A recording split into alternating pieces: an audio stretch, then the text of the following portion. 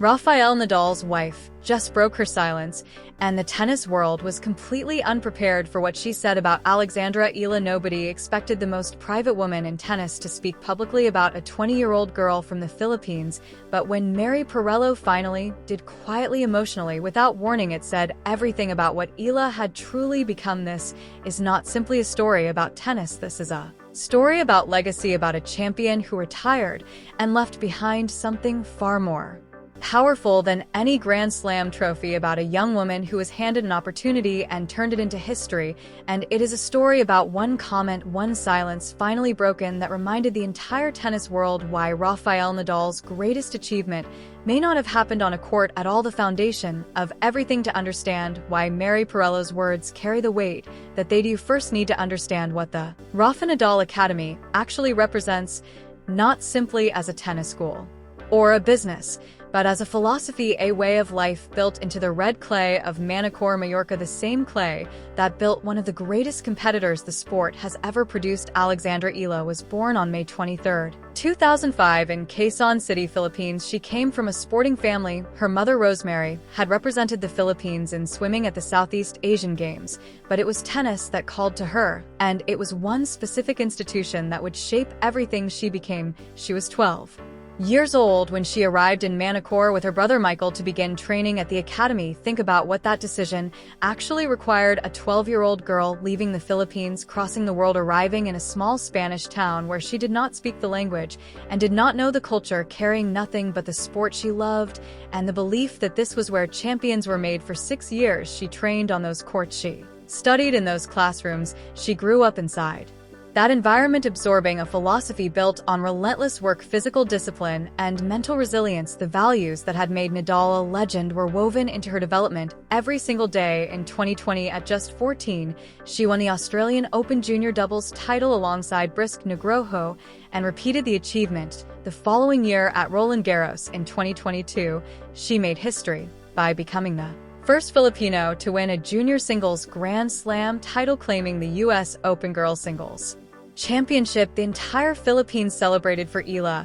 It was only the beginning. She graduated from the academy in 2023 and stepped into the professional world. And then came the years that nobody talks about enough: the qualifying losses, the early exits, the grinding fight simply to stay relevant on a tour that waits for no one. But here is what made Eala different throughout all of it. She never looked like someone preparing to quit. She always looked like someone waiting for her moment. Miami 2025, the moment that changed everything. March 2025, the Miami Open, one of the most prestigious hard court events on the WTA calendar. Thousands of fans, dozens of ranked professionals, and one 19-year-old wild card entrant ranked 140th in the world. Her first match, a composed win over American local Katie Volinet's professional clean, but nothing that triggered major alarm. Then came Jelena Ostapenko, a former French Open champion and one of the most dangerous ball strikers in the game. Eala beat her 76-75. People started paying attention. Then Madison Keys, the reigning Australian Open champion, ranked 5th in the world. Eala won 64-62. Not a scrambled lucky escape, a dominant, composed, historic performance. The tennis world stopped. Who is this girl? But the moment that truly shook the sport was still to come, because in the quarterfinals, fate had arranged something almost cinematic. Across the net from Eala stood Iga Swiatek, at the time the world number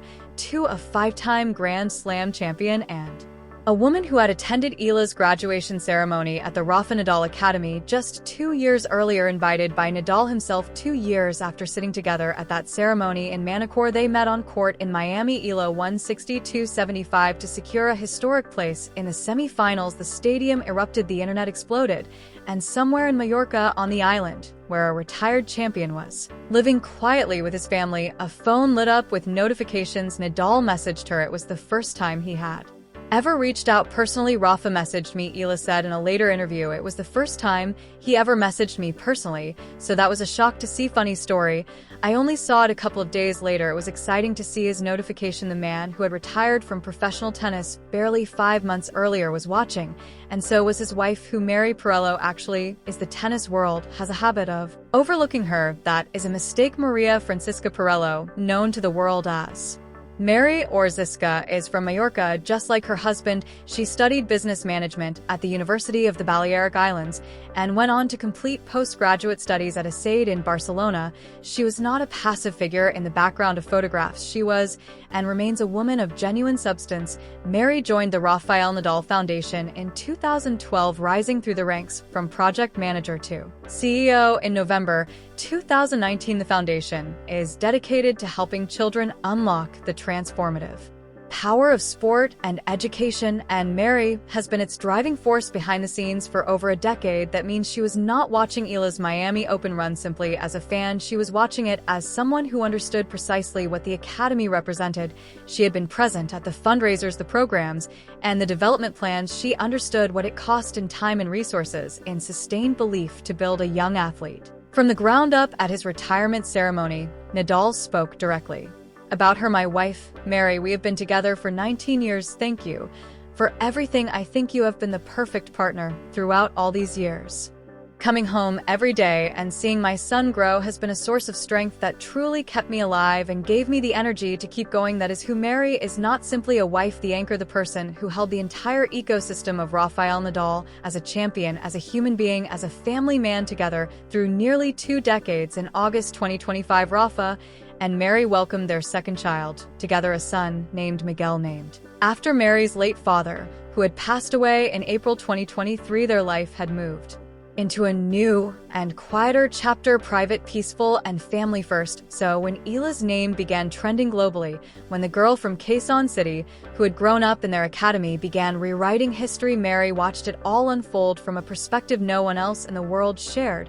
She had known Eala as a child, she had watched the academy shape her, and now she was watching her become something remarkable. When she finally spoke, when Mery broke the silence she had maintained throughout nearly 2 decades of Rafa's career and retirement, the tennis world was not ready for what she said. She reportedly described her reaction in words that caught even those closest to the family off guard. "I was not expecting this, not this soon, not this big. She has become something truly special, and I could not be more proud." The tennis world went quiet for a moment, and then it erupted. The response was immediate, overwhelming, and came from every corner of the globe. Filipino fans who had been celebrating their national hero's historic run for months treated the moment as a coronation. Social media flooded with messages and trending topics. The story had become about something larger than tennis results. It had become about validation, the quiet, powerful validation that comes from the family of the man who built the institution that shaped her.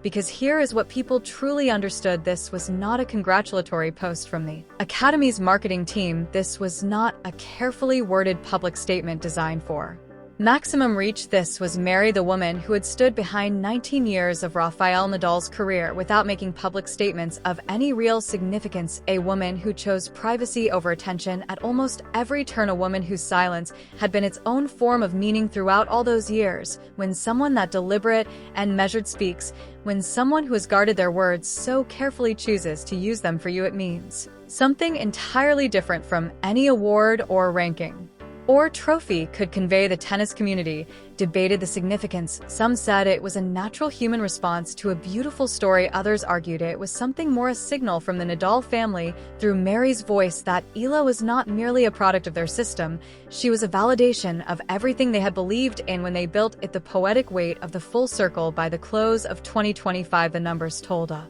story that even the most seasoned analysts had to stop and absorb. Eala had started 2025 ranked 143rd in the world. By the end of the season, she had broken into the WTA top 50, her highest ranking at the time, having defeated former Grand Slam champions, reached a WTA 1000 semifinal, made her first WTA final at Eastbourne, and claimed her first WTA title in Guadalajara at the 2025 US Open. She achieved the first Grand Slam main draw singles victory ever recorded by a Filipino player in the Open era. In 2026, she continued climbing, reaching a career high of world number 29, the highest any Filipino had ever stood in WTA history. Eala described 2025 as the best sporting year of her life, pointing to Miami as the turning point that changed everything.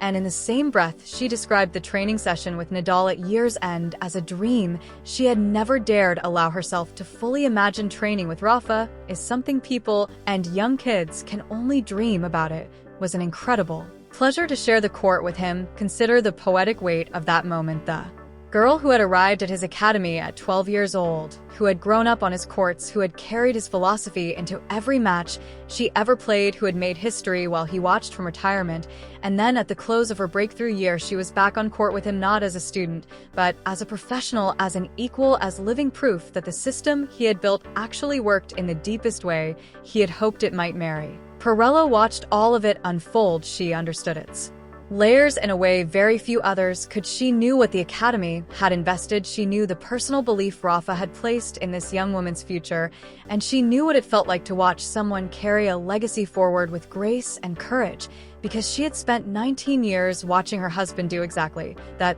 So when she said she had not been expecting it, not this soon, not this powerfully, it was not a dismissal of what she had hoped, for it was awe, the quiet, genuine awe that only arrives when something exceeds every hopeful expectation you ever held. The question that remains, was Eala's rise inevitable, or was there a specific moment, a specific choice, a specific door the Nadal family opened that made all the difference? The answer perhaps is both. The talent was always there, burning and unmistakable from the first day she arrived on that island, but talent without belief has ended more careers than injury or bad luck ever has. And what the Academy gave Eala, what Rafa and the institution he built provided throughout 6 formative years of her life, was something that no ranking algorithm can measure and no sponsorship deal can replicate. It gave her belief, the kind that is absorbed not through words, but through the daily, unglamorous, relentless experience of training in an environment where greatness is the expectation rather than the exception. Mery Perelló's words were few, but they carried the weight of 19 years of tennis sacrifice, foundation work, and genuine love for what sport can do to a life. And for a life, this is bigger than a tennis match, bigger than a ranking, bigger than a wild card run in Miami. This is about what happens when someone believes in you before the world does, when a family pours its philosophy, its courts, its resources, and its faith into a 12-year-old girl from the Philippines, and then watches her become history. The Academy produced a champion, but what Mery's words confirmed, quietly, privately, with the full weight of everything she has seen and built and believed in, was that it produced something rarer than that. It produced a person worth believing in.